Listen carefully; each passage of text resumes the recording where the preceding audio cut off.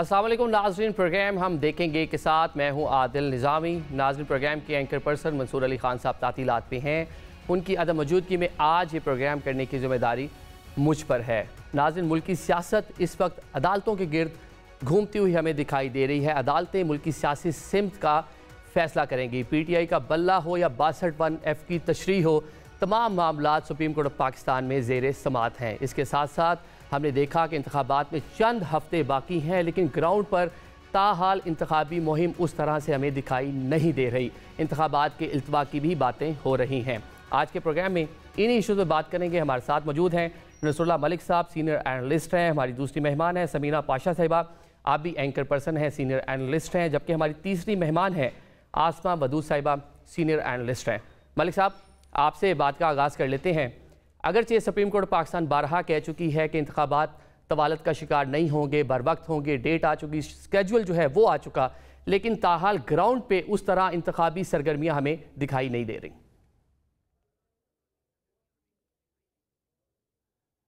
देखिए आदल, बुनियादी तौर पे अगर देखा जाए तो इलेक्शन में 1 माह के करीब वक्त बचा है। वो चंद दिन उससे ज़्यादा हो सकते हैं, लेकिन ये बात आपकी दुरुस्त है कि पूरे मुल्क के अंदर कोई इंतखाबी सरगर्मियाँ हैं। हाँ, कुछ इजलास मुस्लिम लीग नवाज़ कर रही है, कुछ पीपल्स पार्टी ने कुछ कन्वेंशंस किए हैं। बिलावल भुट्टो जरदारी लाहौर आए हुए हैं, उनकी आला सतही मीटिंग्स जारी हैं। लेकिन मजमूई तौर पे अगर आप हलकों की बात करें तो वहाँ पे कोई माहौल इलेक्शन का ना होने के बराबर है। कुछ हलके ऐसे हैं जहाँ इलेक्टेबल्स हैं, वो अपनी अपनी कैंपेन चलाए हुए हैं, लेकिन अब भी जो है वो इलेक्शन के हवाले से कहीं ना कहीं ये चहमगोइयाँ आपको सुनने को मिलती हैं कि इलेक्शन शायद आगे जा सकते हैं। और उसकी बुनियादी वजह जो इस वक्त सियासी बेचैनी है, सियासी अफरा तफरी है और सियासी महाजराई इतने अरूज पर है कि जिसकी बुनियाद पर एक जो बड़ी जमात है पाकिस्तान तहरीक इंसाफ, वो गिले शिकवे लेके बैठी हुई है कि उनके लिए लेवल प्लेइंग फील्ड नहीं है, उनके लोगों को गिरफ्तार किया जा रहा है, उनके पेपर्स छीने जा रहे हैं, उनको इलेक्शन में उस तरीके से पार्टिसिपेट नहीं करने दिया जा रहा। और दूसरी तरफ आज बहुत से नामजदगियाँ जो थी, जो रिजेक्ट हुए पेपर्स मुस्तरद हुए, वो मंजूर भी हो गए। एजाजुल हक साहब के मंजूर हो गए, शेख रशीद साहब के मंजूर हो गए, आज़म स्वाति साहब, बहुत से ऐसे केसेस हैं जिनको ट्रिब्यूनल्स के ज़रिए जो रिलीफ मिलने का अब भी आइंदा भी इम्कान है। लेकिन मजमूई तौर पे मुल्क के अंदर कोई ऐसी सियासी फ़ज़ा नहीं बनी हुई जिसके नतीजे में हतमी तौर पे ये कहा जा सके कि भाई इलेक्शन तो जो हैं वो 8 फरवरी को ही होंगे और आगे जाने का कोई इम्कान नहीं है। कुछ मुकदमात अदालतों में ज़ेर समाअत, जिसका जिक्र आपने भी किया अपने आगाज़ में कि अभी जो है वो ताहयात नैली का मामला हो या इमरान खान साहब के मुकदमात की बात की जाए या जो लोग जिनके पेपर्स मुस्तरद हुए हैं उनके हवाले से मुकदमात की बात की जाए। फिर 9 मई के जो वाक़यात हैं उसमें बहुत सी लीडरशिप जो है PTI की वो ज़ेर अताब है और उनको उन मुकदमात का सामना करना पड़ना है और बहुत से मुकदमात भुगत रहे हैं। कुछ लोग जो एब्सकॉन्डर हैं वो उनके लिए इंतखाबात में हिस्सा लेना भी नामुमकिन हद तक मुश्किल है कि वो जब एब्सकॉन्डर होंगे तो वो कैसे आके इंतखाबी मुहिम चला सकेंगे। इन हालात में माहौल ऐसा नज़र आता है कि शायद इलेक्शन की अभी फ़ज़ा बनी नहीं है।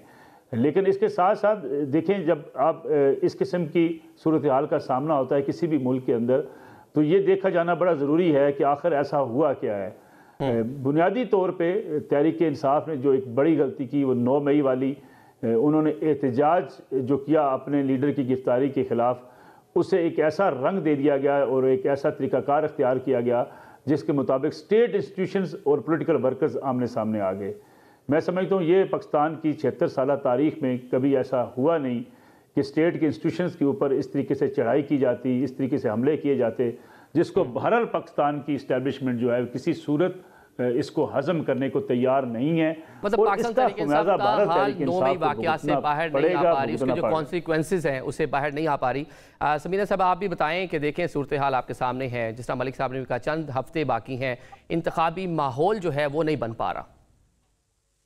जी आदिल, शुक्रिया आपका और नसरुल्लाह मलिक साहब को और आसमा साहिबा को मेरा सलाम। नसरुल्लाह साहब हमारे सीनियर हैं, बात उनकी बिल्कुल दुरुस्त है कि इंतखाबी माहौल हमें कहीं पे भी नजर नहीं आ रहा। और बल्कि मैं तो ये भी कहूंगी कि जब इलेक्शन हुआ करते हैं तो एक फेस्टिविटी का एलिमेंट होता है जो हमें पूरे मुल्क में एक माहौल नजर आता है, तो ऐसा लगता है कि कोई जश्न मनाया जा रहा है, कोई त्यौहार है, कोई मेला है जिसमें सबने शरीक होना है। तो उस तरह की एक एक्टिविटी हमें नजर आती है, सब सेलिब्रेट कर रहे होते हैं। और वोटर्स को भी मौका मिलता है, अपने जो इलेक्टेबल्स हैं, अपने उम्मीदवार हैं, अपने अरकान असम्बली हैं, उनसे मुलाकात हो जाती है वोटर्स की भी। एग्जैक्टली हम देखते हैं कि पूरे मुल्क में एक हलचल होती है, गहमा गहमी नजर आती है, एक खुशी का एलिमेंट भी होता है उसमें। तो वो सब चीजें इस वक्त मिसिंग है। बिल्कुल टोटली एक बिल्कुल डिफरेंट माहौल है, जिसमें एक ऑपरेशन का भी माहौल है। फिर हमें ये भी नजर आ रहा है कि किस तरीके से कुछ इंतकामी कार्रवाइयां भी जारी हैं, कुछ जेन्युइन मुकदमात बिल्कुल हो सकते हैं, इसमें कोई दो राय नहीं है कि सब बिल्कुल क्लियर है या क्लीन है, लेकिन उसकी आड़ में जो बहुत सारी इंतकामी कार्रवाई हो रही है वो भी सबके सामने है। और फिर जिस तरीके से अभी नसरुल्लाह मलिक साहब फरमा रहे थे कि 9 मई का जो मामला है, पहले तो अगेन मैं समझती हूँ कि जैसे उन्होंने कहा कि इससे पहले कभी इंस्टीट्यूशन पर हमला नहीं हुआ, तो सुप्रीम कोर्ट पे भी एक दफा हमला हुआ था, लेकिन इसके बावजूद भी कोई ऐसा नहीं हुआ कि उसके बाद वो जमात को बिल्कुल माइनस कर दिया गया उस सियासत से। फिर दूसरी चीज ये है कि जहां तक ये बात है कि अगर आप सिर्फ 9 मई की वजह से आप समझते हैं कि पीटीआई के लिए स्पेस नहीं है, तो इससे बेहतर ये था कि फिर आप एक ही दफा कानून साजी करवाते जब उस वक्त मौजूद थी असेंबली भी, तो फिर बैन करते, ताकि उनको पता होता है कि जी हम बैन हो गए, इस वजह से हम आ नहीं रहे। लेकिन इस किस्म के हथकंडे के जी कागजात छीनना या मुस्तरद कर देना, बल्क के बल्क पूरे, और गिरफ्तारियां करना, आरओ के ऑफिस में ना आने देना, और इस किस्म के सारे मामलात करना, उससे बेहतर तो ये था कि अगर आपके लिए पाकिस्तान तहरीक इंसाफ एक्सेप्टेबल नहीं थी और सारी की सारी जमात को अगर आप ये लेबल लगा चुके थे अपने तौर पर ही कि जनाब सारी की सारी जमात ही दहशतगर्दों की कोई जमात है जिसने बहुत ही कोई गलत काम कर दिया है, तो फिर बैन कर देते, इससे बेहतर तो ये था। लेकिन इस तरह से फिर इलेक्शन का कम से कम तनाजा तो ना बनता, तमाशा तो ना बनता। अब हम ये देख रहे हैं कि पूरा इलेक्शन होने से पहले ही मुतनाज़े हो गया, तो उस चीज का फिर आखिर क्या फायदा है? इलेक्शन तो होना है कि भाई इलेक्शन हो, उसके बाद स्टेबिलिटी आए और एक मुतनाज़े इलेक्शन ना हो, बल्कि बिल्कुल गैर मुतनाज़े मुनसिफाना इलेक्शन हो, जिसपे लोग ये बड़ी अहम बात है कि इस तरह के इंतखाबात की क्रेडिबिलिटी क्या होगी, क्या जो आगे हुकूमत आएगी वो सस्टेन कर पाएगी कि ये इशारा दस्तूर होगी, ये डी चौक होगा, यहाँ पर धरने होंगे, एहतजाज होगा, और मुल्क में जो गैर यकीनी है वो यूं ही जारी रहेगी। आसमा साहिबा, ये बताइएगा कि मौलाना को क्या फ़ायदा हो सकता है? बाकी हमने देखा जरदारी साहब ने भी कहा 8-10 दिन आगे हो जाएं, कोई मसला नहीं है, लेकिन मौलाना तवातुर के साथ ये बात कर रहे हैं कि इंतखाबात आगे चले जाएं, क्या फ़ायदा हो सकता है उन्हें? इसमें जो कंसर्न वो अपनी शो बता रहे हैं ना कि अबाउट हिज लाइफ जो थ्रेट है वो तो जेन्युइन है। पुटिंग दैट असाइड, उनका ग्राउंड पे भी जो इस सिचुएशन है स्पेशली केपी के, वो सॉलिड नहीं है, वो बहुत ही वल्नरेबल है। बाकी जगहों के मुकाबले में PTI is much stronger in KP के। तो ये बहुत सी बातें हैं जो कि उनको इस बात में मजबूर करती हैं कि इस वक्त इलेक्शन में जाना उनके लिए मुनासिब नहीं है। मलिक साहब, ये बताइएगा कि देखें, एक तरफ तो ग्राउंड पे सियासी जमातें नज़र नहीं आ रही, लेकिन जो टिकट्स की तकसीम है वो एक बड़ा मसला है। पाकिस्तान मुस्लिम लीग नून बड़ी पार्टी है, बड़ा स्टेक होल्डर है पंजाब में, वो भी ताहाल टिकट्स की तकसीम का फैसला नहीं कर पाई। देखिए, एक बात बड़ी समझने वाली है कि पाकिस्तान का जो पॉलिटिकल निज़ाम है ये बड़ा पोसीदा हो चुका है, इसमें कोई दूसरी राय नहीं है, और कोई पार्टी भी इससे जो है वो मावरा नहीं है। तमाम सियासी जमातें, उनके अंदर जो लोग शामिल हैं, जो उनके साथ चल रहे हैं, जो इक़्तिदार में आना चाहते हैं, वो जो आज की मुस्लिम लीग नवाज़ हो, पीपल्स पार्टी हो, पीटीआई हो, इनमें तमाम वो लोग शामिल होते हैं जो इक़्तिदार के जो की सीढ़ियों तक पहुँचना चाहते हैं। उसके लिए कोई असूल या नज़रिया नहीं होता, इसलिए ये सियासी जमातों के अंदर आपको इख्तलाफात भी नज़र आते हैं कि लोग चाहते हैं टिकट उनको मिलें, टिकट उनकी फैमिलीज़ को मिलें, उनके धड़ों को मिलें, उनके अपने ग्रुप्स आगे आएँ, क्योंकि सियासत हमारे यहाँ एक कारोबार बनती चली जा रही है। सियासत आपको अपने रोब और दबदबे के लिए लोग इस्तेमाल करते हैं, सियासत अपने कारोबार को बढ़ाने के लिए, उसकी सपोर्ट के लिए पाकिस्तान में सियासत की जाती है।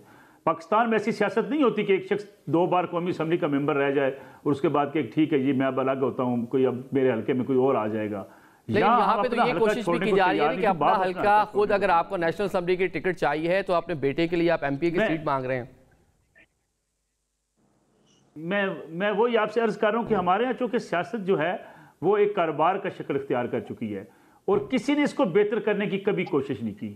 आप तसव्वुर करें ना, यानी वो लोग जो एक दिन किसी लीडर के खिलाफ इस किस्म की गुफ्तगू फरमा रहे होते हैं कि जो टीवी चैनल पे चलाई भी नहीं जा सकती, अगले दिन ही वो उसको लीडर के गुण गा रहे होते हैं। अब उसका मकसद क्या होता है? उसका मकसद ये है कि किसी न किसी तरीके से खुशनुदी हासिल करके वो जमात में जाना चाहते हैं जहाँ पे उनको इक़्तिदार आता हुआ नजर आता है। मसला इसलिए ये सियासी जमातों के अंदर रहता है, टिकटों की तकसीम पर लड़ाइयाँ होती हैं, लोग अपने अपने धड़े को आगे लाने की कोशिश करते हैं। मैं जो समीना साहब ने बात की ना, सुप्रीम कोर्ट पे हमला हुआ था, मैं जरा उसकी भी आप थोड़ी सी वजाहत कर दूं। सुप्रीम कोर्ट पे इस किस्म का हमला नहीं हुआ था कि कोई एक लट्ठा बरदार जो फोर्स है वो जाके पेशावर के किले के ऊपर फायरिंग शुरू कर दे।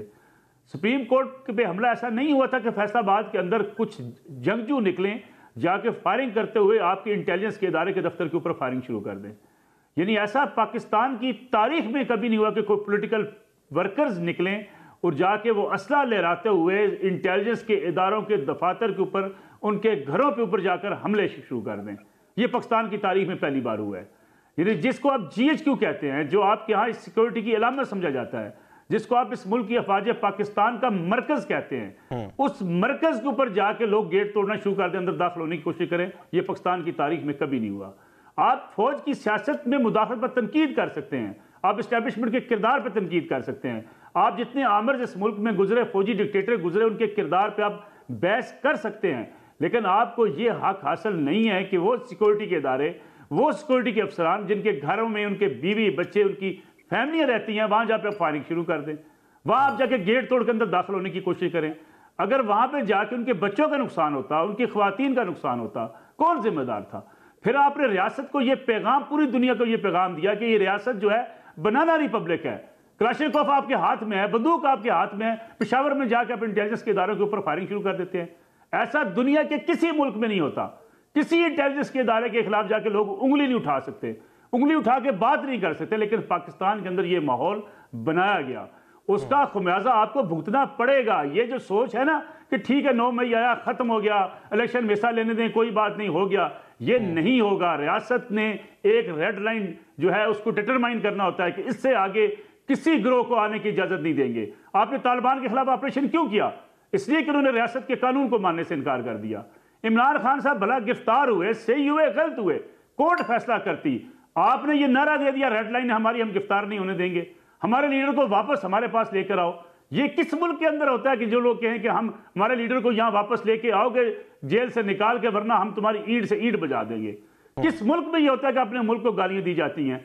किस मुल्क में ये होता है कि आपके आर्मी चीफ की तस्वीर बना के एक कंपेन चलाई जाती है? और ये कंपेन आज से नहीं चल रही, जब से नए आर्मी चीफ आए उस वक्त से कंपेन चलाई जा रही सोशल मीडिया के ऊपर। इससे पहले भी लोग गिरफ्तार होते रहे, बल्कि खान साहब जब प्राइम मिनिस्टर थे उस टाइम भी गिरफ्तारियां होती रही, साबका काबीना के अरकान जो है गिरफ्तार होते रहे। आसमा साहिबा ये बताइएगा कि पाकिस्तान तहरीक इंसाफ के बल्ले का निशान अगर नहीं मिलता तो क्या ऑप्शंस मौजूद होंगे पाकिस्तान तहरीक इंसाफ के लिए, ऑल्दो सुप्रीम कोर्ट पाकिस्तान से रजू किया जा चुका है? पाकिस्तान तहरीक इंसाफ एक पाकिस्तान की पॉलिटिकल रियलिटी है। जो बातें करने की नहीं वो बिल्कुल सही है। ये एक बहुत ही ट्रैजिक, एक बहुत ही हॉरिफिक इवेंट था। 9 मई को जस्टिफाई नहीं किया जा सकता। जिस तरह मुताना हुआ वो बिल्कुल भी इट इज बियॉन्ड कॉम्प्रिहेंशन। बहुत नेगेटिव इम्पैक्ट पूरी दुनिया में गया। But PTI is a political entity. कौमों की जिंदगी में ऐसे वाकयात होते रहते हैं। पाकिस्तान में भी ये पहला वाकया नहीं है जिसे हमें बड़े दुखी दिल के साथ जाने देना पड़ेगा। सुकूते ढाका हुआ, अवाम ने एक्सेप्ट किया, शोल्डर टू शोल्डर खड़ी रही अपनी आर्मी के साथ। ये भी वैसा एक वाकया हम इसे कंसिडर कर सकते हैं जिससे better interest of the country हमें जाने देना पड़ेगा। विद हैवी हार्ट हमें जाने देना पड़ेगा। और एक और बात मैं ये ऐड करूंगी कि एक छोटी सी तालिब इल्म हूँ मैं पॉलिटिकल साइंसेज की, इतनी मेरी अथॉरिटी नहीं है जितनी सर का एक्सपीरियंस है, बट ये बात हमने पढ़ी है और हिस्ट्री में देखी है और हमेशा हुआ है। इस्टेब्लिशमेंट खुद को अलाइन करती है लोगों के साथ। जब उससे कुछ मनोवर भी करना होता है तो वो लोगों को पहले कन्विंस करती है, फिर लोगों के थ्रू मनोवर करती है अपना इंटरेस्ट। इस्टेब्लिशमेंट का इंटरेस्ट उसके लोग हैं, इस्टेब्लिशमेंट का इंटरेस्ट उसका मुल्क है। वो ए पॉलिटिकल होती है, वो कोई भी डिसीजन मुल्क की बेटरमेंट के लिए, लोगों की बेटरमेंट के लिए ले सकती है। आप मुझे बताइए कि इस वक्त अगर उसे अपने आप को किसी के साथ अलाइन करना है in the longer interest of the country, वो इनमें से कौन सी पार्टी पिक करेंगे जो कि लोगों को साथ लेके चल सके? एक्सेप्ट PTI कौन सी ऐसी पार्टी है जो कि आपके चारों सूबों में है? ये पॉलिटिकल डिसीजन हैं, ये आप अपने मुल्क के बेटर इंटरेस्ट में लिया करते हैं। हम 9 May is a sore on our heart. ठीक है। समीरा साहिबा ये बताइएगा कि पाकिस्तान तहरीक इंसाफ के लिए जी कितना आसान होगा अगर बल्ले का निशान नहीं होता, तो कितना आसान होगा, और अगर एक ही हल्के में 3-3, 4-4 कैंडिडेट सामने आ जाएंगे। हमने देखिए कन्फ्यूजन जो है बैरिस्टर गौहर को बानी पीटीआई ने नॉमिनेट किया, लेकिन खोसा साहब ने बाहर आके एक नया बयान दे दिया। तो जब ये मुल्क के आपको पता है जितने नेशनल असम्बली के हल्के हैं, सूबाई असम्बली के हल्के हैं, जब वहाँ पर ये मामला जाएंगे तो कितने उम्मीदवार सामने आ जाएंगे? पाकिस्तान तहरीक इंसाफ कैसे टैकल करेगी इस सूरत हाल को? वो भी बल्ले को भी टैकल कर लेते हैं, लेकिन थोड़ा सा पहले 9 मई को टैकल मजीद करना जरूरी है। देखिए, पहली बात तो ये कि कोई जस्टिफाई नहीं कर रहा था 9 मई को कि भाई 9 मई बड़ा अच्छा कोई वाकया हुआ है, पहली चीज। दूसरी चीज ये कि मेरा ख्याल है कि इसके ऊपर बिल्कुल इन्वेस्टिगेशन होनी चाहिए कि ये क्यों हुआ, कैसे हुआ, जो लोग मुलव्वस है, आप जो मेन उसमें वो है लीडरशिप, और आपने पकड़े हुए हैं ना लोग, जो पकड़े हुए हैं आप उनके खिलाफ कार्रवाई करें। जो नहीं पकड़े हुए, जो ग्राउंड पर हैं, जो क्लियर हैं, उनको तो आप इलेक्शन लड़ने दें। या तो फिर आप ये तय कर लेते कि आपने as a political party PTI को खत्म कर दिया, बैन कर दिया, तो फिर एक अलग बात होती, फिर आगे वो जानते और उनका मसला जानता। लेकिन देखिए मामला तो शुरू यहीं से हुआ ना, जिनके ऊपर केसेस थे, जब उनको पकड़ा गया तो वहीं से तो सारा मामला खराब हुआ।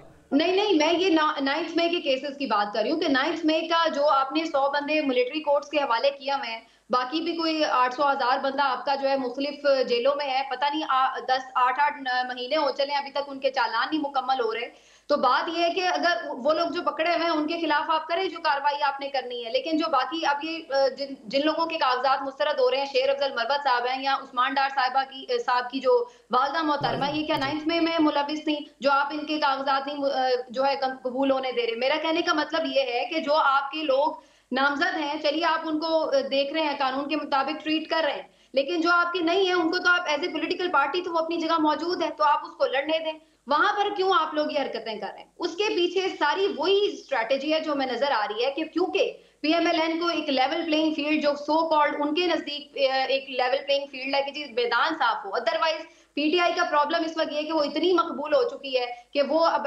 डाइजेस्ट नहीं हो रही है। असल मसला ये है, उसी वजह से ये बल्ले के निशान का रौला है, उसी वजह से कागजात मुस्तरद हो रहे हैं, उसी वजह से लोगों की पार्टी छुड़वाई जा रही है, उसी वजह से जो है लोगों के घर फैलांगे जा रहे हैं। वो सारा कुछ सिर्फ इस वजह से हो रहा है। भाई अगर वो एक पूरी पार्टी को ही आपने माइनस करना तो फिर कर देते ना बैन, लेकिन ये कहना कि जी वो सब भी ठीक, वो यानी उनका मसला, वो केसेस का भी इशू हल नहीं करना, वो भी लटके पड़े हैं, और उधर लेकिन चले यही चीजें बरकरार अगर रहती हैं तो ऑप्शंस क्या है पीटीआई के पास? क्लाशनकोफ किसने लहराई है? मेरे पास तो ऐसी कोई फुटेज नहीं 9 मई की आई जिसमें डंडे जरूर लोगों ने पकड़े हुए थे, और जब सुप्रीम कोर्ट पर अटैक हुआ था तब भी डंडे पकड़े थे। अभी ये पिछले दिनों जब मौलाना फजल रहमान साहब ने सुप्रीम कोर्ट के सामने धरना दिया था, इतना कुछ कहा था चीफ जस्टिस साहिबान को, तब तो किसी को कोई प्रॉब्लम नहीं थी। क्या वो सब ठीक है? बिल्कुल आर्मी चीफ का और तमाम लोगों का, जितने भी हमारे लोग हैं, उनका एक यानी उनकी तनकीद हो सकती है कि अगर वो सियासत में हिस्सा लेते हैं या कोई भी उनका किरदार होता है, लेकिन सवाल फिर यही आ जाता है जो अभी आसमा साहिबा ने बात की कि फिर बहुत सारी चीजों को आपको या तो आप फिर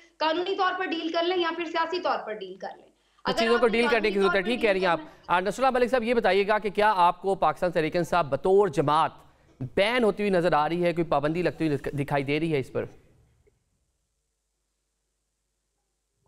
देखिए, मेरा नहीं ख्याल पाकिस्तान तहरीक इंसाफ को बैन किया जाएगा। देखिए, मैं अगेन आपसे एक बात कहूँ, एक होती है पॉपुलिज्म जिसकी हम बात करते हैं, जिसकी पॉपुलैरिटी बढ़ी है, एक होती है रियासती रिट। रियासती रिट किसी पॉपुलिज्म के दबाव का शिकार कभी नहीं होती। पूरी दुनिया की तारीख उठा के देख लीजिए, और जहाँ भी पॉपुलिज्म की बुनियाद पर फैसले हुए हैं वो मुल्क तबाह बर्बाद हुए हैं। सद्दाम हुसैन आपके सामने है, वह पॉपुलिज्म था, लेकिन उनके फैसलों की बुनियाद पर आज इराक का जो हाल है आपके सामने है।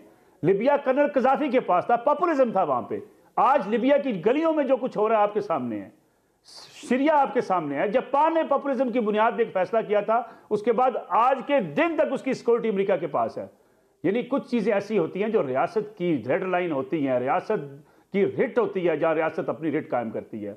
मुझे एक बात बताइए, ये जो माहौल बनाया गया जिसका मैं जिक्र करता हूं, तहरीक इंसाफ पॉपुलिज्म हो, जितनी मर्जी पॉपुलरिज्म हो जाए, क्या उसके पास ये इख्तियार होना चाहिए कि वो अड्डा प्लाट पे जाके जलसा करे, शेख हसीन जलसे से खिताब करे और कहें आग लगा के निकलो, आग लेके निकलो, घरों को जला के राख कर दो और इनके घरों को तबाह बर्बाद कर दो? क्या किसी मुल्क के अंदर ये सियासी जमात को हक हासिल है? ये मेरी दोनों कुलीग बैठी हैं, तालिबान को आपने क्यों उनके खिलाफ ऑपरेशन किया था? क्या सूफी मोहम्मद पॉपुलर नहीं थे? क्या सवात का स्टेडियम पूरा इंसानों से भरा हुआ नहीं था? लेकिन आपने सूफी मोहम्मद के खिलाफ इसलिए ऑपरेशन किया था, सारी उम्र आपने जेल में इसलिए डाला कि वो आपकी रियासत की रिट को चैलेंज कर रहे हैं। वो अब सूफी मोहम्मद की बात कर रहे हैं, वो आइन को नहीं मानते थे, तालिबान पाकिस्तान के आइन को नहीं मानते। मेरी गुजारिश सुन लें, अच्छा मेरी गुजारिश सुन लें, मैं आपसे यही अर्ज करना चाहता हूं, जब आपको कोर्ट तलब करती है, आप 5-6 हजार लोगों का लश्कर लेके जाके चले जाते हैं, आप आइन को नहीं मानते इसलिए आप लश्कर लेके जाते हैं। जब आपको अदालत बुलाती है कि आप पेश हों, आप कहते हैं मैं पेश नहीं होऊंगा, हमारे लीडर को गिरफ्तार आप नहीं कर सकते, हमारे लीडर को आप हाथ नहीं लगा सकते, ये चैलेंज होता है रियासत को, और रियासत कभी चैलेंज नहीं करने देती। और जब आप कहते हैं लोगों के घरों को हम जला के राख कर देंगे, हम लोगों को घरों से निकलने नहीं देंगे, हम उनके बच्चों को घरों से निकलने देंगे, ये रियासत को चैलेंज करने वाली बातें होती हैं, और रियासत कभी इस बात की इजाजत नहीं देती। पूरी दुनिया की तारीख उठा के देख लीजिए, हमें सिर्फ फर्क ये नजर आता है उसकी दाढ़ी थी सूफी मोहम्मद की, बाकी लोगों की दाढ़ी नहीं है। हम उनके खिलाफ ऑपरेशन के हमायती थे, इनके खिलाफ हम कहते हैं नहीं जी नहीं कोई बात नहीं, अगर कोर कमांडर हाउस में घुस गए तो क्या हुआ, बच्चे हैं, जाकर किला बाला हिसार के ऊपर फायरिंग कर दी, कोई बात नहीं जी, बच्चे हैं, फायरिंग करने की इजाजत दे दी जाए। यानी जब आप किसी मुल्क की कानून को इस अंदाज से तोड़ें, भाई मेरे ऊपर FIR है, मेरे ऊपर मुकदमा है, मुझे पकड़ के ले गए अदालत में ले गए, क्या फर्क पड़ा है, अदालत मेरी जमानत ले लेगी। आपने कहा हम गिरफ्तार नहीं होने देंगे, बल्कि जमानतें बाद में मिली भी, अदालतों से जमानतें बाद में मिली भी। आसमा साहिबा ये बताइएगा कि जो सूरत हाल है इसमें बज़ाहिर ये लग रहा है कि बल्ला अगर नहीं होगा तो अवामी मुस्लिम लीग एक आवाज़ आ रही है कि उसके टिकट पर पाकिस्तान तहरीक इंसाफ के जो लोग होंगे वो इलेक्शन कंटेस्ट करेंगे। देखिए जी, ब्रांड तो खान साहब ही है ना। खान साहब के अगर आप ये कहें कि भाई बल्ला नहीं होगा, आपके पास कोई और निशान होगा, जो उनका कैंडिडेट होगा ग्राउंड लेवल पे एग्जिस्टेंस तो आपकी PTI की है ना, आपकी एक लीडर की है। इस ये वोट जो है ये PTI का भी नहीं है, ये वोट आपका बल्ले का भी नहीं है, ना उनके Tier 1 Tier 2 लीडरशिप का है, ना ही ये वोट किसी इलेक्टेबल का है। आपने अपनी पूरी इलेक्शन की डायनामिक्स तब्दील कर दी है। जो आपके इलेक्टेबल्स जो उसके हॉट कमोडिटी होते थे, अब अपने लिए ठिकाने तलाश कर रहे हैं। जिन पार्टीज को वो ज्वाइन करना चाह रहे हैं वो भी ये सोच रहे हैं कि हम जिनको हमने ऑलरेडी एडजस्ट किया था ये 18 ये रिजीम चेंज का मनूवर एग्जीक्यूट करने के लिए, उनको हम एडजस्ट करें या ये इलेक्टेबल्स को हम साथ लेके चलें, क्योंकि दोनों की आपकी ग्राउंड लेवल पे परफॉर्मेंस आने की expectation is almost the same. तो बेसिकली अलायंसेस कैसे बनेंगे, अभी भी हमारी जो पॉलिटिक्स है ना वो डोमिनेट आपकी PTI ही कर रही है, और अवाम के साथ कनेक्शन भी PTI का ही है। कि सर ने जो कहा ना कि हमारे पास करना एक पूरी साइंस है, लेकिन अगर एक ही हल्के से 3-3, 4-4 लोग सामने आ जाएंगे, बल्ले का निशान नहीं होगा या आज़ाद हसीयत से लड़ते हैं या किसी और इंतखाबी जमात के निशान पर लड़ते हैं, तो एक डिवीजन तो होगी ना, उस डिवीजन का नुकसान होगा, वोट बैंक जो है वो मुतासिर होगा। मुझे अगर मेरे से इस बात का आप एनालिसिस लेना तो इट इज वेरी अनलाइकली कि वो इंडिपेंडेंट लड़े, ये बहुत अनलाइकली है। इसका पार्लियामेंट में उन्हें बहुत ज्यादा नुकसान होगा, और वो हमारे पास एक हॉर्स ट्रेडिंग की हिस्ट्री भी है ना, उसका तो एक सुपरमार्केट बल्कि मेगा मॉल गर्म हो जाएगा। और जहाँ पे फिर हमारी गरीब मुल्क की जहाँ पे खजाने खुलते हैं तो फिर लोग हैरान रह जाते हैं कि इस गरीब मुल्क के पास इतने खजाने कहाँ हैं। तो वो एक ऐसी एक बहुत ही ट्रिकी किस्म का एंडेवर होगा जो मेरे ख्याल से वो नहीं उसको एक्सप्लोर करेंगे। हाँ, ये जरूर है कि किसी छोटी पार्टी के साथ अलायंस करके कलम दवाद है, खैमा है, 2 और ऑप्शंस वो लोग एक्सप्लोर कर रहे हैं, उससे लेके उस ऑप्शन को या वो खुद कोई और इलेक्शन का सिंबल लेके उसके साथ लेके चले। तो ये दोनों चीजें जरा ज्यादा हॉर्स ट्रेडिंग की बात कर रही हैं, जरूरत पड़ने पर कानून साजी करवाने पर एतमाद का वोट लेने के लिए वो बेशक तरक्याती कामों के नाम पर पैसा दिया जाए या फिर डायरेक्ट मनी दे दी जाए, ये तो तमाम सियासी जमातों का रवैया इस बारे में यकसा ही रहा है। समीरा साहब ये बताइएगा, हॉर्स ट्रेडिंग की बात हो रही है, बैरिस्टर गौहर ने भी ये कहा कि अगर पाकिस्तान तहरीक इंसाफ के लोग आज़ाद हैसियत से लड़ते हैं तो ये हॉर्स ट्रेडिंग की जानिब जाएंगे। क्या जिन लोगों को भी आपने टिकट देना है, जिनको अपना नुमाइंदा बनाना है, उन पे इतना भी यकीन नहीं है? देखिए, पहले तो मैं खुद इस बात से नहीं समझ रही कि इस तरह से आज़ाद ही ये लोग जाएंगे। मेरा भी अंदाजा यही है कि अगर बैट नहीं मिलता आगे भी चलकर तो फिर यही मुमकिन ऑप्शन हो सकती है कि किसी छोटी जमात के साथ इल्हाक कर लिया जाए। मौलाना शिरानी साहब भी कर चुके हैं इसके ऊपर, उन्हें ऑफर भी दे चुके हैं, शेख साहब भी उनके एलाइज हैं तो उनमें से भी देखा जा सकता है। तो आई गेस कि कुछ ऐसी ऑप्शन की तरफ पीटीआई जाएगी। लेकिन आजाद का एक तो नुकसान भी होगा उन्हें, जाहिर है कि एक तो मखसूस नशिस्तों से भी हाथ धोने पड़ेंगे, फिर कैंपेन करना बड़ा मुश्किल हो जाएगा, जो वोटर सपोर्टर है वो बड़ा कंफ्यूज हो जाएगा कि भाई असली पीटीआई का आखिर उम्मीदवार कौन सा है, क्योंकि आजाद तो कई और भी खड़े होंगे, तो हर कोई जाके वोट लेने के चक्कर में कह देगा कि मुझे ही पीटीआई की हिमायत हासिल है, तो उनके लिए भी ये कंफ्यूजन बड़ी ज्यादा हो जाएगी। तो मेरा नहीं अंदाजा है कि पीटीआई आजाद की तरफ ऑप्शन जाएगी, ज्यादा चांसेस यही है कि वो किसी छोटी जमात से इल्हा कर ले। बाकी दूसरा आपने क्या पूछा इसमें?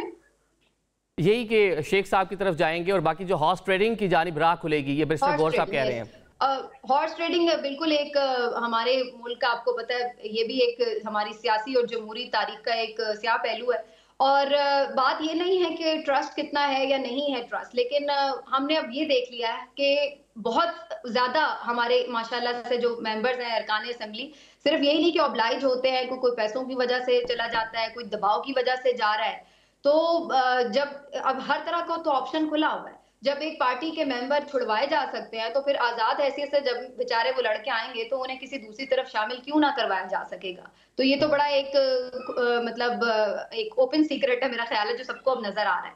तो इसलिए आजाद लड़ना तो किसी तौर भी खतरे से खाली नहीं है, लेकिन अगेन वही बात आ जाती है कि मुझे इसका अभी चांस कम नजर आ रहा है। चलें मलिक साहब, इस पर जरा कमेंट कर दें, हॉर्स ट्रेडिंग पर जो बैरिस्टर गौर साहब फरमा रहे हैं, और फिर हम ब्रेक की जानिब चलेंगे, तो इस पर जरा कमेंट कर दें आप। मेरे ख्याल में हॉर्स ट्रेडिंग हर उस जो है सियासी जमात में हो सकती है जहां आपको उड़ते हुए परिंदे नज़र आते हैं। और मैंने पहले शुरू में अर्ज़ की थी कि पाकिस्तान की सियासत किसी असूल की बुनियाद पर सियासत नहीं की जाती। जहाँ जिसको अभी भी मैं आपको कई नाम गिनवा सकता हूँ, मेरे पास लिस्ट मौजूद है, जो अब भी पाकिस्तान तहरीक इंसाफ के साथ हैं लेकिन राब्ते चारों तरफ करके बैठे हुए हैं। ये जो अब सोच लेके बैठे हुए हैं ना, मैं आपको बताऊँ पंजाब के एक एक हल्का मैं आपके साथ इस पर डिस्कस कर सकता हूँ कि जी बस पार्टी का वोट है, जिसको मर्जी खड़ा कर देंगे, जीत जाएंगे। अभी जो ज़िमनी इलेक्शन होने थे ना पंजाब और केपीके के अंदर, और जो तहरीक इंसाफ के चेयरमैन ने खुद टिकटें जारी की हैं, वो निकाल के देख लीजिए, 89% आपके इलेक्टेबल्स हैं। आप इलेक्टेबल्स को टिकट नहीं देते, आप जीत नहीं पाते। अभी भी आप देख लीजिएगा जिन जिन जिन जगहों पे ये इलेक्टेबल्स को टिकट नहीं देंगे, इनको नजर आ जाएगा हुआ क्या है। ये जो हम समझते हैं, हम समझ बैठे हैं शायद कि बड़ी कौम जाग गई है, सोशल मीडिया पे हम चार जो है वो देख के सर्वे हम समझ लेते हैं कि बड़ी कौम जाग रही है और पार्टी का वोट बन चुका है। किसी सियासी जमात के पास आज के दिन तक इतना वोट बैंक हर हल्के के अंदर मौजूद नहीं है कि उसे कैंडिडेट की जरूरत ना पड़े। उसे कैंडिडेट्स चाहिए, उसे पैसे वाला बंदा चाहिए, वो PMLN हो, पीपल्स पार्टी हो, PTI हो, उसे ग्रुप चाहिए, उसे धड़ेबंदी चाहिए, उसे बिरादरी चाहिए। मियाँ वाली जैसे हल्के के अंदर भी जहाँ पे इमरान खान साहब पॉपुलर तरीन है, जो उनका डिस्ट्रिक्ट है, वहाँ पे भी आपको वत्ता खेल कबीले का अमजद खान न्याजी का वोट चाहिए। अगर डॉक्टर शेर अफगन के बेटे के अगर आप वोट 30-35 हज़ार उनकी फैमिली के वोट माइनस करते हैं तो आपके लिए मुश्किलात बढ़ जाती हैं। यानी हमारे यहाँ ये कभी मुमकिन नहीं होता कि मेरे गाँव के अंदर आप किसी ऐसे बिरादरी को जिसके चंद सौ वोट हों, उनको किसी बड़ी बिरादरी के खिलाफ टिकट दे दे और इलेक्शन जीत जाए। ऐसा होता ही नहीं हमारे यहाँ। हमारी सियासत के डायमेंशन बड़े मुख्तलिफ हैं। चंद शहरों की सीटें छोड़ के बाकी हल्कों के अंदर आप जाके देखिए, एक एक गांव में जाके देखिए, आपको पता चलेगा। रांझा फैमिली का गांव होगा, वहां एक वोट नहीं पड़ता किसी दूसरी फैमिली को। वो कहते हैं जी हमारा रांझे बरादरी का बंदा खड़ा हो गया है। इसलिए सियासत के डायमेंशन पाकिस्तान में मुख्तलिफ हैं और हर हल्के में ये वेरी करते हैं जो लोकल डायनामिक्स है पॉलिटिक्स के। बिल्कुल आप कह रहे हो, बड़ा इफेक्टिव रोल प्ले करेंगे इलेक्शन के रोज भी। अभी एक ब्रेक की जानिब चलते हैं और ब्रेक के बाद आप मेहमानों से बातचीत का सिलसिला जारी रखेंगे।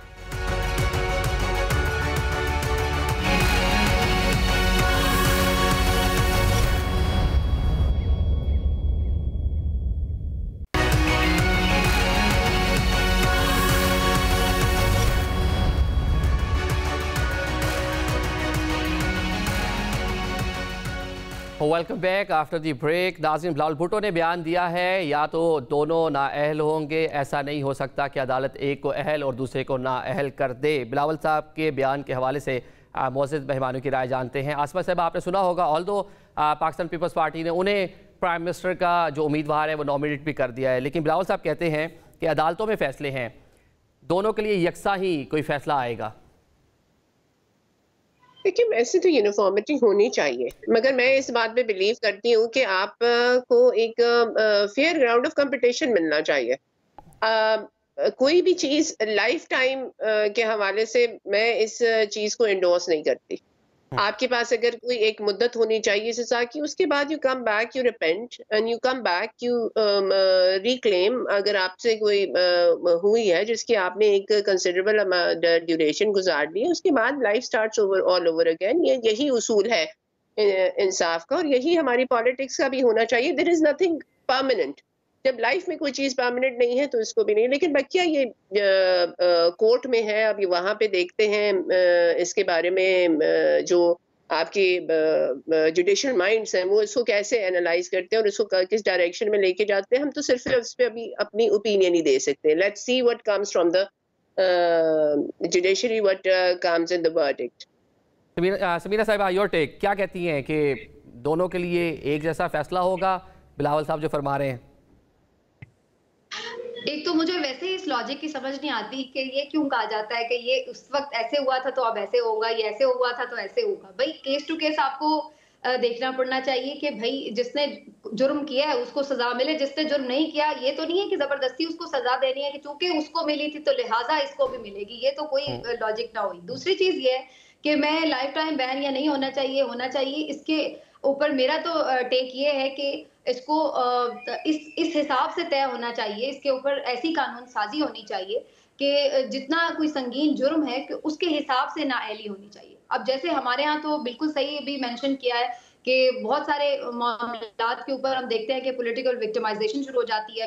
मियां साहब का मामला है, लाइफ टाइम बैन हो गया है, तो ये भी बिल्कुल ऐसे लगता है कि जैसे सियासी तौर पर उन्हें इस पे जानबूझकर निशाना बनाया गया था। तो अगर ऐसी कोई चीज है जिसमें ये नजर आ रहा है कि जुर्म उतना बड़ा नहीं है लेकिन सजा बहुत ज्यादा है, तो ये गलत है। अगर हाँ वाकई अगर कोई साबिक प्राइम मिनिस्टर है उसने कोई कत्ल कर दिया है या कोई इस तरह का काम कर दिया है मुल्क की सिक्योरिटी के खिलाफ या उस तरह, और जो चीज साबित शुदा है वो कोई उसमें विक्टिमाइजेशन का एलिमेंट नहीं है, तो फिर आप बिल्कुल लाइफ टाइम बैन की तरफ भी सोच सकते हैं। तो मेरा अपना जाती ख्याल ये कि इस पे कानून साजी ऐसी होनी चाहिए कि जिसका जितना जुर्म है उसकी उस हिसाब से जैसे सजा होती है तो उसकी डिस्क्वालिफिकेशन का तनासुब भी उसी हिसाब से होना चाहिए। लेकिन अगेन मेरा ये मानना है कि ये काम जो अवाम के मुंतखब नुमाइंदे हैं, जो पार्लियामेंट है, वो कानून साजी के जरिए करे, क्योंकि जो 62F है ये आईनी तरमीम है, ये 2/3 मेजोरिटी से लाई गई थी। तो अगर इसको खत्म करना है, इसमें कोई चेंज करना है, तो उसको भी मेरा ख्याल है कि 2/3 मेजोरिटी जो पार्लियामेंट हो वही इस पे कानून साजी करे। अगर ये बात अब अदालत की तशरीह में आ गई है कि जी अदालत इसको कैसे तशरीह करती है, इसकी तशरीह ऑलरेडी अदालत अपने तौर पे पहले कर चुकी है, अगर उसमें कोई रिव्यू कर रहे हैं तो अब ये इस अदालत का भी एक ज़ाहिर माइंडसेट सामने आ जाएगा। लेकिन मेरी जाती राय ये है कि इस पे कोई एक हतमी चीज़ नहीं हमें फिक्स कर देनी चाहिए कि जी ये सिर्फ 5 साल हो या 10 साल हो या लाइफ टाइम हो।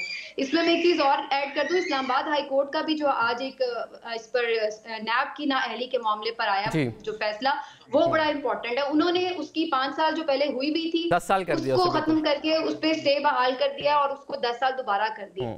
तो ये अब अगेन एक कंफ्यूज किस्म की सारी सिचुएशन नजर आ रही है कि कहीं पे बैन हटाया जा रहा है, कहीं पर उसकी डिस्क्वालिफिकेशन ज्यादा की जा रही है। तो ये सारा क्या है? तो मेरा ख्याल है कि इसके ऊपर एक क्लियर कानून साजी खुद पार्लियामेंट के मुंतखब नुमाइंदे कर सकते हैं, और उसके लिए बेहतर ये है कि कानून उसी तरीके से बनाया जाए जिसका जुर्म हो उसी हिसाब से उसकी सजा हो। लेकिन जब नई पार्लियामान आती है वो केसेस बनाने में लग जाती है, कानून साजी किसी को याद नहीं रहती। मलिक साहब, आप क्या समझते हैं, बिलावल भुट्टो के जो बयान है उसे कैसे देखते हैं? उसे एक सियासी बयान के तौर पे देखा जाए, उसका किसी असूली सियासत के साथ कोई तल्लक नहीं है। मैं आपसे अर्ज़ करूं, मैंने यही पहले भी आपसे कहा कि हमारे यहाँ सियासत जो है वो किसी असूल का नाम ही नहीं है। काश जो आज हमारे सारे तजियाकार, मेरे समेत हम सब जिनके जो बड़ी ख्वाहिशात हैं कि जी हर किस्म की लेवल प्लेइंग फील्ड होनी चाहिए, इंक्लूडिंग इमरान खान साहब। 2002 का इलेक्शन याद है आपको? मियां नवाज शरीफ मुल्क से बाहर था, इमरान खान साहब जनरल मुशर्रफ के साथ खड़े हुए थे। क्या उस डिमांड सियासतदान कर सकते थे कि नवाज शरीफ को वापस लाया जाए, उसे भी लेवल प्लेइंग फील्ड दी जाए? उसको तो बाहर निकाल के आप जश्न मना रहे थे और आप एक डिक्टेटर के साथ खड़े होके वेस्ट कोट पहन के तस्वीरें बनवा रहे थे। उस वक्त आपको कुछ जमहूरियत याद नहीं थी। फिर आपको 2018 में जब उसको पकड़ के निकाल दिया गया नवाज शरीफ को, आप उस वक्त जनाब फौज के, लेकिन 2002 में जब मुशर्रफ साहब थे, जो फिर तहरीक चली, उसमें खान साहब बयान देते रहे कि जी लेवल प्लेइंग फील्ड होनी चाहिए, मोहतरमा कोई पाकिस्तान आने दें, मियां साहब को भी आने दें, उनके साथ ज्यादती हुई। कुछ टाइम बाद उनको रियलाइज हो गया था। वैसे सारे सियासतदानों को जमहूरियत सूट करती है, जो इनको जमहूरियत सूट करती है जो इनके लिए हो, जो इनको एस्टेब्लिशमेंट वो सूट करती है जो इनके लिए हो। आज मुस्लिम लीग नवाज को एस्टेब्लिशमेंट सूट करती है, एस्टेब्लिशमेंट बड़ी अच्छी है। कल इमरान खान साहब को इस्टेब्लिशमेंट ला रही थी, इस्टेब्लिशमेंट बड़ी अच्छी थी, आज इस्टेब्लिशमेंट बहुत बुरी है। ये जब तक इनको इक़्तिदार में लाने के लिए इस्टेब्लिशमेंट के साथ होती है, इस्टेब्लिशमेंट बहुत अच्छी होती है। ये आपकी राय तो प्राइम मिनिस्टर काकड़ वाली राय है, उन्होंने भी कुछ इसी तरह का बयान दिया है कि जब बेनिफिशियरी होते हैं तब याद नहीं आता। सियासतदान सारे गलत हो गए तो वो भी लाना ले जाने का काम छोड़ दें, क्यों अपने कंधों पर ये जिम्मेदारी डाली हुई है? जिसने जिस तरह आना है वो खुद ही आ जाए, आवाम ही सिलेक्ट करे ना, वो नहीं ये लाने ले जाने का काम ना करें। ये गुजारिश ये है, सियासतदान आज बैठ के फैसला कर लेना, चले ये इंतखाबात दुरुस्त नहीं है। मैं आपकी बात से इत्तेफाक कर रही हूँ, आप सही मैं कहता हूँ ये इंतखाबात दुरुस्त नहीं है। अगर हमें इंतखाबात पे इतराज है, सारी सियासी जमातें बाईकाट कर दें कि जी हम इलेक्शन में नहीं जाते, हम नहीं इलेक्शन में हिस्सा लेते। लेकिन मसला ये है, मैंने पहले आपसे अर्ज की, वो जो जेल में बैठे हुए वो भी मुल्कात की ख्वाहिश रखते हैं। अमेरिका का मुजाहरा इसलिए कैंसिल नहीं किया गया था कि वहां पे इनको मुजाहरा कैंसिल करना पड़ गया था, इसलिए कैंसिल किया गया था कि माफी की गुंजाइश निकालें।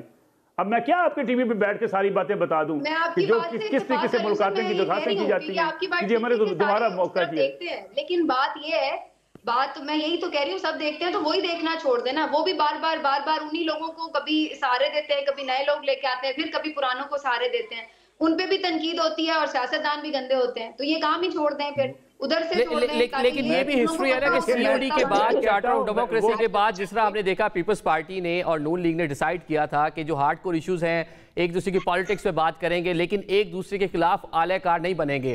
तो उसके बाद हमने देखा खान साहब की सूरत में एक तीसरी फोर्स आ गई, पॉलिटिकल फोर्स।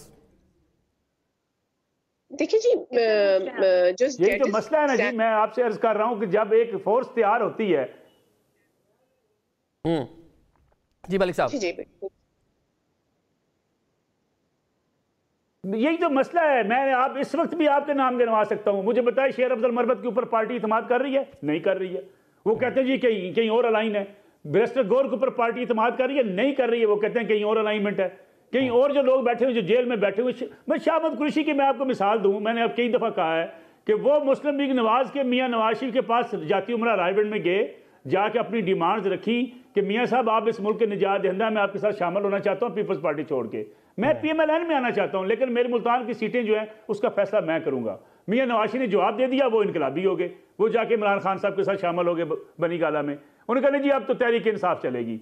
भाई ये सियासतदानों का रवैया है, ये उनकी सोच है। उनको इक़्तिदार चाहिए, हर हाल में इक़्तिदार चाहिए।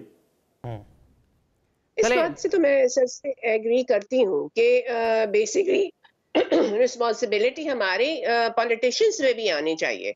पॉलिटिशियंस भी जब वो एक मुल्क को रूल करके एक मुल्क की सारे privileges, the most elite life वो आप पाकिस्तान में एंजॉय करने के लिए तैयार हैं, तो पाकिस्तान की जो मुश्किल टाइम आया करे तो उसमें इतने गट्स होने चाहिए, इतना मॉरल कैरेक्टर होना चाहिए कि ना आप फॉर बाइंग हो, ना आप सेल किए जा सके, ना आप कॉम्प्रोमाइज हो सके। ये चीज एलिमेंट हमारे पॉलिटिशियंस में नहीं है। हम उन्हें एक स्केपगोट दे देते हैं एस्टैब्लिशमेंट का, लेकिन जब हम इनसे क्यों नहीं पूछते कि जब पाकिस्तान में मुश्किल टाइम आता है तुम लोग अपने लग्जोरियस जहाज लेके कहाँ चले जाते हो, और फिर जब मुश्किल टाइम गुजर जाता है तो you come back and reclaim and then you expect कि पूरी दुनिया, पूरा पाकिस्तान, पूरे पाकिस्तान की आवाम आपको ऐसे ट्रीट करें जैसे honey is for honey bee. ऐसे मुमकिन नहीं है। हमारे बात तो ये ठीक है ना सबीना साहिबा, बात तो ठीक है कि आप कभी वोट को इज्जत दो का नारा लगाते हैं, कभी एंटी एस्टैब्लिशमेंट बन के बड़े हार्डकोर बन के पाकिस्तान आते हैं, फिर जब मामला ठीक होने लगते हैं मामला अल्लाह पे छोड़ देते हैं। क्या ये कौन से नजरियात हैं, ये क्या पॉलिटिक्स है? जी मैं तो पहले आदिल यही बात कर रही हूं। मैं आपसे आदिल एक बात अर्ज करूं, पाकिस्तान मलिक साहब, ये समीना साहब बात, इसके बाद आपसे बात करते हैं। जी समीना साहब आप जवाब दे लें। जी मैं यही बात कह रही थी कि मेरा बुनियादी नुक्ता ये है कि इसमें फिर दोनों फरीक ही जिम्मेदार हैं। जब हम ये बात करते हैं ना, तो अब आप देख लें कि अब वो सारी चीजें जो है वो खुलकर सामने आ रही हैं। मोहम्मद जुबैर साहब जो बातें कर रहे हैं आज, तो वो क्या बता रही हैं आपको कि किसकी तरफ से डोरे हिल रही थी, किधर से रिलीफ मांगे जा रहे थे, क्या हो रहा था, तो वो सारी चीजें तो अब खुल के सामने आ गई हैं। अब जहां तक ये बात है कि इसको, अब मेरा ख्याल है कि ये तमाम चीजों को छोड़ के ना कि किसने किस वक्त क्या किया था, इनसे आगे निकल कर ये सोचना चाहिए कि अब आगे करना क्या। अब ये है कि ये जो PMLN और पीपल्स पार्टी है, इनका इशू ये है कि ये तो कई दफा डसी जा चुकी है। इमरान खान साहब या पीटीआई को तो इस दफा जरा पहली दफा हाथ लगे है ना कि आए हैं इख्तिदार में और कैसे निकाले गए, तो फिर इन्हें समझ लगी है कि ये हुआ क्या है। मतलब इन्हें सीखने का मौका मिला है। अल्लाह करे उन्हें लग गई हो समझ, फिर ना ये वही गलतियां आके करें जो पहले की हो इन्होंने। लेकिन ये जो दोनों जमातें हैं जो सीनियर हैं, जो कई कई दफा इख्तिदार में आई हैं, हाथ मिला के आई हैं, कई कई दफा निकाली गई हैं, फिर भी ये वही गलतियां दोहराते हैं। आज 35-40 साल की सियासत के बाद भी मियां साहब वही काम कर रहे हैं अगर, तो फिर उसके बाद आप किसको कहेंगे कि किसने सबक सीखा है? फिर आप किसको गलत कहेंगे? सियासतदानों को तो भी कहेंगे, उनको भी कहेंगे, क्योंकि चले मलिक साहब ये बता दें करना क्या चाहिए पॉलिटिकल पार्टीज को, करना क्या चाहिए ताकि मुल्क में स्टेबिलिटी आए, आवाम जो है वो सर मैं सियासी जमातों को अपने यहाँ जमहूरियत लेके आनी चाहिए। सियासत जमातों को अपनी लीडरशिप जो है वो आवाम के सामने पेश करनी चाहिए कि ये हमारी लीडरशिप है, इस पे आप उंगली नहीं उठा सकते, ये दयानतदार लीडरशिप है, ये इस मुल्क का काम करना चाहती है, खिदमत करना चाहती है। लेकिन ये बदकिस्मती से अभी होता हुआ नज़र नहीं आता। सबसे बड़ी इनकलाबी जमात तो आजकल पाकिस्तान तहरीक इंसाफ है ना, साफ चली शफाफ चली। 2018 की असम्बली हुकूमत में आई, जरा आप वो वज़रा की तकरीरें निकाल के देखिए, आपको मजा आ जाएगा कि हर वजीर उठ के कह रहा था कि पिछले 30 सालों में मुल्क तबाह कर दिया गया। वो 30 सालों में वो शख्स वजारत के मजे लेता रहा, उमर गौर अयूब साहब, खुसरो बख्तियार साहब, शाहमूद कुरैशी साहब, की है। आज आपने देखा पीपल्स पार्टी पंजाब में खराब हो गई, आप वहां चले गए। यानी परवेज खट्टक में लंबी फरिश्त मैं आपको गिनवा दूं, आपका टाइम नहीं आपके पास पूरा में होगा। सर ये मसला यहाँ पे आदिल साहब ये है, एक पार्टी से मजे लूटो, वो पार्टी थोड़ी सी पीछे जाए, दूसरी पार्टी में चले जाओ, तहरीक इंसाफ में चले जाओ, इस्तेकाम पाकिस्तान पार्टी में चले जाओ। मजे लूटने का बाजार गर्म है। सियासतदानों को, मौजूदा आपकी सियासी लीड को इक़्तिदार चाहिए, इख्तियार चाहिए, टैका चाहिए, मजे चाहिए। उसको आप तहरीक इंसाफ का नाम दे लें, उसको आप PMLN का नाम दे दें, उसको आप पीपल्स पार्टी का नाम दे लें। ये सारी ऊपर आपकी छतरियाँ हैं जो इनको इस्तेमाल करते हैं। और मुझे अफसोस उन लोगों पे होता है जो ये समझते हैं कि अब तब्दीली आ गई है, अब बड़े इनकलाबी लोग आ गए हैं। ये सारे इनकलाबी लोग पिछले 40 साल इक़्तिदार में रहे हैं मुख्तलिफ पार्टियों के अंदर। आज चौधरी परवेज साहब इनकलाबी हैं, आज शाह महमूद कुरैशी साहब इनकलाबी हैं, आज जनाब परवेज खट्टक साहब इनकलाबी हैं। भाई फिर इन पार्टियों में कौन रहा है? पीपल्स पार्टी और PMLN और PML काफ में कौन रहा है? आप ही रहे हैं ना भाई, आपकी हुकूमत थी, आप ही वजीर थे। अगर मुल्क तबाह हुआ तो आप जिम्मेदार है ना। तहरीक इंसाफ में आके आप हाजी बन गए। ये फ्रॉड है इस मुल्क के साथ चला हुआ। और हमारे कई बेचारे कारकुन तहरीक इंसाफ के वो समझते हैं जी आके इनको जो इस मुल्क के अंदर कोई खैर खाई का जज्बा लेंगे। इस मुल्क के अंदर कोई भी सियासी जमात आज तक ये रिफॉर्म्स नहीं कर सकी कि टैक्स रेवेन्यू आप बेहतर करेंगे। आप भिखारी इसलिए हैं कि आपके यहाँ टैक्स कलेक्शन ठीक नहीं होती। आप पुलिस रिफॉर्म्स नहीं कर सके, आप इस मुल्क के अंदर हेल्थ रिफॉर्म्स नहीं कर सके।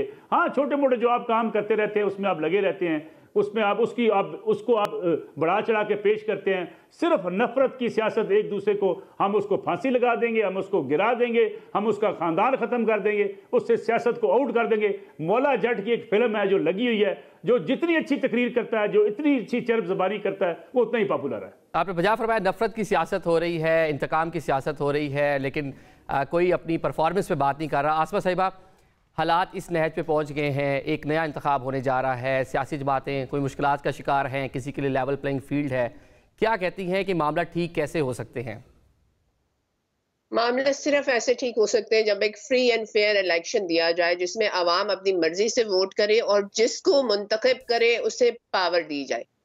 एक हॉरिफिक टाइम हमने गुजारा है, एक टेस्टिंग टाइम हमने गुजारा है पिछले 18 माह, और उसके बाद जो केयर टेकर गवर्नमेंट है, एक छन्नी से आपका पॉलिटिकल सिस्टम छन रहा है। आपके वो लोग जिन्हें सर आइडेंटिफाई करें वो छनते चले जा रहे हैं। इलेक्टेबल्स के बुर्ज जो है वो हिल रहे हैं। जी जो फ्री एंड फेयर इलेक्शन है वो बहुत ज़रूरी है, इस पे प्रोग्राम का इख्तिताम करते हैं। बाकी वोटर ने सोचना है, जिन्होंने लोगों को मुंतखब करके इक़्तिदार के ऐवानों में भेजना है, आपने सोचना है, आपके पास राइट है। 8 फरवरी को अपना जो वोट है सोच समझ कर उसका इस्तेमाल करें। आप तीनों मौजूद मेहमानों का प्रोग्राम में शिरकत के लिए शुक्रिया। आज के प्रोग्राम से हमें इजाज़त दें। अल्लाह हाफिज़।